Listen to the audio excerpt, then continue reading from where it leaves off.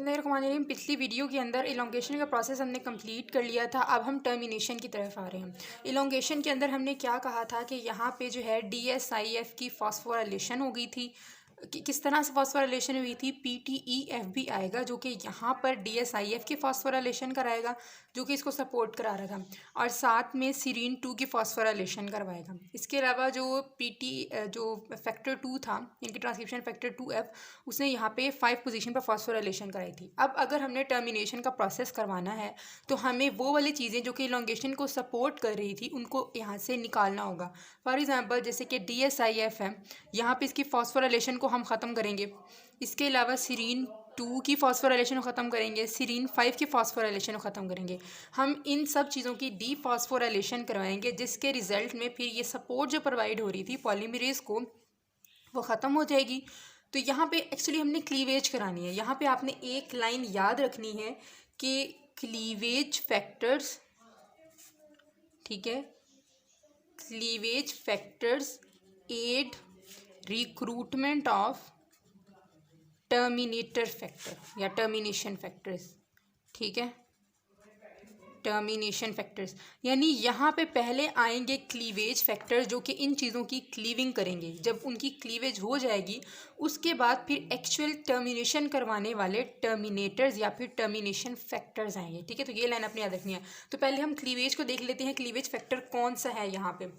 तो हम proper termination start करने लगे हैं। पहली चीज़ हम करेंगे क्लीवेज फैक्टर यहाँ पे कौन से आ रहे हैं। तो पहला क्लीवेज फैक्टर हमारे पास है 7SK NRNP, ठीक है।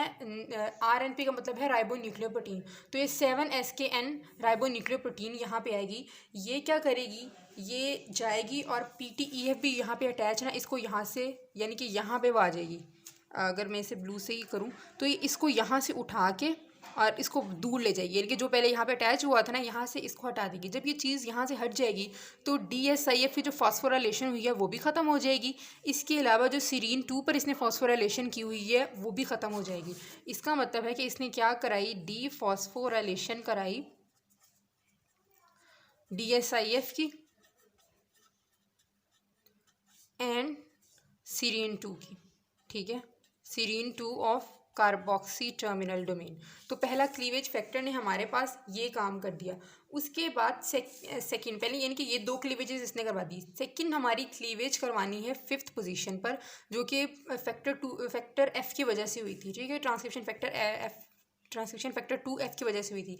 यहाँ पे सीरीन 5 पोजीशन पर हटाने के लिए हमारे पास एक क्लीवेज फैक्टर आएगा जिसको हम बोलेंगे सीरीन 5 पायरोफॉस्फेटेज या PPAs, ठीक है, क्योंकि सीरीन 5 से हटा रहा है तो इसलिए हम सीरीन 5 पायरोफॉस्फेटेज इसको बोलेंगे। ये क्या करेगा, यहाँ से इसी क्लीवेज करा देगा। तो हम यहाँ पे क्या लिखेंगे, डीफॉस्फोराइलेशन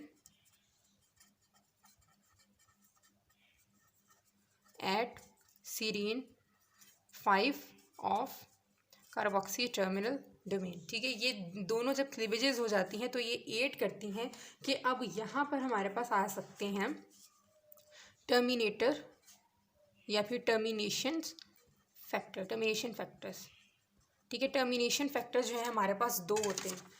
एक टर्मिनेशन फैक्टर है हमारे पास CPSF और दूसरा टर्मिनेशन फैक्टर है हमारे पास CSTF। ये 2 हमारे पास टर्मिनेशन फैक्टर्स हैं। अब इस चीज़ को समझाने के लिए मैं बताती हूँ कि इस वक्त DNA की कंडीशन क्या है। ये हमारे पास DNA है, ठीक है, ये यहाँ पे वो बना हुआ है जो भी ट्रांसक्रिप्शन बबल बना हुआ है, ठीक है, ये ट्रांसक्रिप्शन बबल बना हुआ है इसके ऊपर, ज़्यादा वो मोटा नहीं बना पाई मैं, ये ट्रांसक्रिप्शन बबल बना हुआ है इसके ऊपर, ठीक है। बहरहाल यहाँ पे जो है ना पॉलीमरेज 2 यूँ आगे की तरफ, यानी कि जहाँ तक उसने पहुँचना था वो पहुँच गया। अब यहाँ पे जो दोनों फॉस्फोराइलेशन हुई थी ना सीरीन 2 और 5 पोजीशन पर, ये दोनों फॉस्फोराइलेशन यहाँ से हट चुकी हैं। इसके अलावा हमारे पास जो DSIF था जिसकी पहले फॉस्फोराइलेशन हुई थी, वो हमने फॉस्फोराइलेशन यहाँ पे क्यों कराई थी, ताकि NELF यानी कि NELF में क्या कहता है, नेगेटिव रेगुलेटर ऑफ ट्रांसक्रिप्शन, ठीक है, वो जो है उसके साथ अटैच ना हो पाए। लेकिन क्योंकि अब इसकी डीफॉस्फोराइलेशन हो चुकी है तो यहाँ पे NELF आके अटैच हो जाएगा, जो कि प्रमोट कराएगा कि ट्रांसक्रिप्शन ख़त्म हो जाए, यानी कि टर्मिनेशन वो करवाएगा। तो ये भी एक आ गया हमारे पास टर्मिनेशन फैक्टर, NELF इसके साथ अटैच हो जाएगा। बाकी दो जो हमने CPSF एंड CSTF, यहाँ पे छोटा एस लिखना है, CSTF है, ठीक है। अब यहाँ पे एक्चुअली क्या हो रहा था, इन्होंने ये हमारे पास बनाया है, ये आ रहा है हमारे पास मैसेंजर RNA जो यहाँ पे सिंथेसाइज हो रहा है, ये इसका 5 प्राइम एंड है, ये इसका 3 प्राइम एंड है। अब एक्चुअली यहाँ पे होता क्या है, यहाँ पे दो आते हैं सिग्नल्स मैसेंजर RNA के ऊपर। ये अब ये मैसेंजर RNA जो यहाँ पे है ना, मैं इसको यहाँ पे बड़ा करके दिखाती हूँ किस तरह से कौन से सिग्नल्स आते हैं। एक सिग्नल है हमारे पास ए रिच सिग्नल, AAU AA, ये सिग्नल आता है, और दूसरा हमारे पास सिग्नल है U या GU रिच सीक्वेंस, ठीक है, GU रिच सीक्वेंस। ये वाला सीक्वेंस यहाँ पे हमारे पास सिंथेसाइज हो रहे हैं, यानी कि इस वाले रीजन पर जब वो पहुँच जाते हैं ना, यानी कि यहाँ पे अगर AAU AA वाला सीक्वेंस और साथ में UG रिच सीक्वेंस यहाँ पे आ जाए, ठीक है, वो मैं यहाँ पे बड़ा करके दिखा रही हूँ, तो फिर क्या होता है, जो पहला वाला CPSF है वो इस AU रिच सीक्वेंस पर आ जाता है, ठीक है। यहाँ पे हमारे पास CPSF आ गया, और जो GU रिच सीक्वेंस है या यू रिच सीक्वेंस है, यहाँ पे आ जाता है CSTF, वो यहाँ पे अटैच रहते हैं। जब ये यहाँ पे अटैच होता है तो ये क्लीवेज करवाता है इस वाले रीजन पर, ठीक है, यहाँ पे क्लीवेज करा देता है इस RNA की। ये 3 prime to 5 prime to 3 prime direction के अंदर यूँ है, ठीक है। यहाँ पे कैप ने अटैच होना है, जो कि ऑलरेडी अटैच हो चुकी है, क्योंकि जैसे ट्रांसक्रिप्शन हो रही है साथ ही कैप ने अटैच हो जाना है। और यहाँ पे बाद में हम बनाएंगे कि पोली ए टेल किस तरह बनानी है। ये यहाँ पे चीज़ यहाँ पे क्लीवेज हो जाएगी, ये हम टर्मिनेशन के अंदर पढ़ रहे हैं। क्लीवेज होगी हमारे पास, बाकी क्या चीज़ बच जाती है यहाँ पे, 5 प्राइम एंड के ऊपर कैप, उसके बाद AAU AA, और ये वाला सीक्वेंस जो है ना वो ऊपर ही रह जाता है, यानी कि इधर ही रह जाता है। हमारे पास ये चीज़ बाहर की तरफ आ जाती है, ठीक है, जो न्यूक्लियोप्लाज्म है ना, ये चीज़ उसके अंदर आ जाती है, क्योंकि सारी चीज़ें न्यूक्लियस के अंदर हो रही हैं, तो ये वाला रीजन जो है न्यूक्लियोप्लाज्म के अंदर आ जाता है, और ये वाला जो है अभी भी उसके साथ अटैच है, यहाँ पे DNA के साथ इधर आगे अटैच है। अब देखिए, क्योंकि ये वाली चीज़ यहाँ पे अटैच हुई है, तो पॉलीमरेज को भी अभी तक हमने स्टॉप नहीं किया, पॉलीमरेज अभी भी अपना काम जो है आगे कर रहा है, और ये जो RNA उसको सिंथेसाइज करा रहा है। एक्चुअली हमारा एक्चुअल RNA तो आगे जो हमारे काम का था, लेकिन यहाँ पे स्मॉल स्ट्रेचेज ऑफ RNA बनते रहते हैं, वो तब तक बनते रहेंगे जब तक कि हम RNA पॉलीमरेज 2 को स्टॉप नहीं करवा देते। अब RNA पॉलीमरेज 2 को भी स्टॉप कराने के लिए एक फैक्टर हमारे पास आता है, जिसको हम बोलते हैं XRN2 फैक्टर, ठीक है, XRN2 फैक्टर। ये फैक्टर आता है और यहाँ पे आके इसको पकड़ लेता है। जब ये इसको यहाँ पे होल्ड कर लेगा तो इसकी मज़ीद मूवमेंट को ये ख़त्म करा देगा। ये जो XRN2I है, ये जो यानी कि जो फैक्टर हमने यहाँ पे यूज़ किया है, इसे हम बोलते हैं टॉर्पीडो मॉडल ऑफ टर्मिनेशन, ठीक है। ये एक मॉडल है जिसमें उन्होंने बोला था कि XRN2 आएगा तो इसकी मूवमेंट को स्टॉप कराएगा, जिसकी वजह से टर्मिनेशन स्टॉप होगी, तो टॉर्पीडो मॉडल है ये, ठीक है। SRN2 आया, अभी सिंपली हमने याद रखना है कि XRN2 आया और इसने इसको यहाँ पर स्टॉप करा दिया, हमारे पास ये चीज़ आ गई।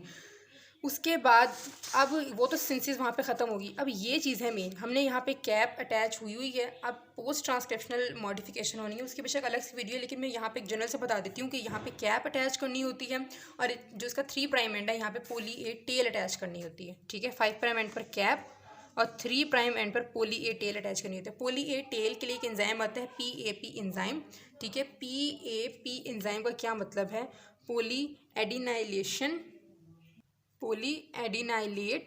पॉलीमरेज, ठीक है। PAP एंजाइम का मतलब है पॉली एडिनाइलेट पॉलीमरेज एंजाइम। मैं यहाँ पे लिख भी देती हूँ, पॉली एडिनाइलेट पॉलीमरेज। ये पॉली एडिनाइलेट पॉलीमरेज क्या कराता है, यहाँ पे मतलब एडिनिन यहाँ पे अटैच करा देता है। एडिनिन तकरीबन जो है ना 450 तक के एडेनिन न्यूक्लियोटाइड यहाँ पे अटैच हो सकते हैं। सॉरी 450 नहीं 250, ठीक है। तकरीबन 40 से 250 तक के एडेनिन न्यूक्लियोटाइड यहाँ पे हम अटैच करा सकते हैं। इनका ये काम होता है कि जो एक्सोन्यूक्लियेज आके, मतलब एक्सोन्यूक्लियेज जो होते हैं ना, वो 5 प्राइम और 3 प्राइम एंड पर, यानी कि बाहर से अटैक कर सकते हैं RNAs पर। जो एंडो होते हैं, एंडो दरमियान से अटैक करते हैं, जो एक्सो होते हैं वो दोनों एंड से करते हैं। तो कैप और टेल का मेन मकसद ये होता है कि जो एक्सोन्यूक्लियेज हैं उनसे प्रोटेक्शन प्रोवाइड करना। तो यहाँ पे जो हमारी टर्मिनेशन कंप्लीट हुई है, नेक्स्ट वीडियो के अंदर जो है ना हम पोस्ट ट्रांसक्रिप्शनल मॉडिफिकेशन को देखेंगे। और आपसे दरख्वास्त है कि अगर आपको वीडियो पसंद आती है तो प्लीज़ इसे शेयर करें, चैनल को सब्सक्राइब करें, ज़्यादा से ज़्यादा प्रमोट करें। Thank you so much.